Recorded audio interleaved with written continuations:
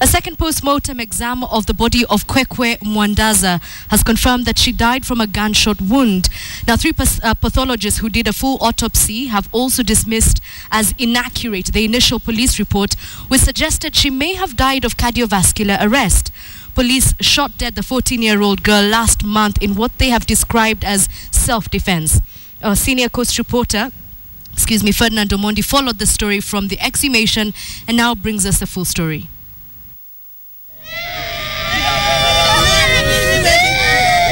The people of Nunguni relieved the agony, grief and tears as the body of Kwekwe Mwandaza was disturbed from its final resting place.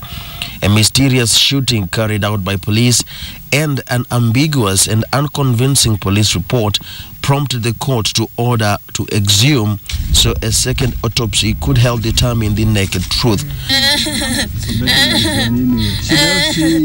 Kwekwe's mother wailed through the entire exhumation, losing consciousness at one point. And as the body was carried away for the post-mortem, she found the strength to ask for one thing.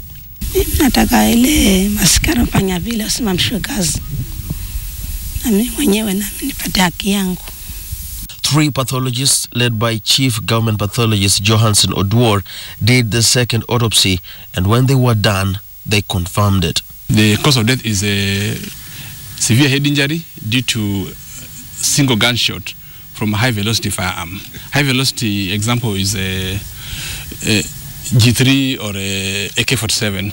Another shot was found on the chest, but it was only a graze. The pathologists ruled out any other cause of death after a full autopsy that also checked her health. She didn't have any other disease that may explain her death because we have done a full autopsy. And we all concur among the pathologists that apart from the gunshot injury, there were no other, pathological conditions in her body. They could not, however, determine the range of the shooter since the skin had already decomposed. A ballistics examination is now expected to determine how close the police officer was when the gun went off and also exactly what kind of rifle was used. The doctors have, however, faulted the ambiguity and inaccuracy of the initial police report, which will now lend credence to the suspicions of a grand cover-up. Probably just a caution to our colleagues in the medical field. The formulation of the cause of death is extremely important.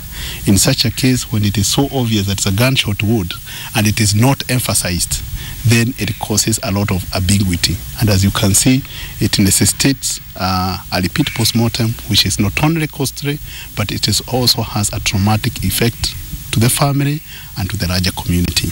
Police shot 14-year-old Kwekwe dead late last month at her home in Maweu under disputed circumstances.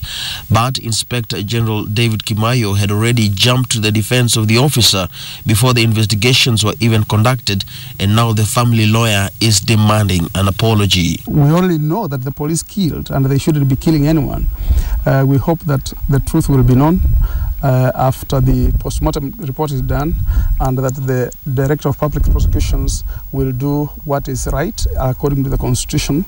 Was it self-defense or was it cold-blooded murder? The mystery behind Kwekwe's killing has now led to the exhumation of the body in a bid to find out the truth. Leaving behind a shell-shocked village and a stunned family, there is something they have never witnessed before. But perhaps the most important question is, did that trigger have to be pulled? Ferdinand Omondi, KTN, Nunguni, Kinango.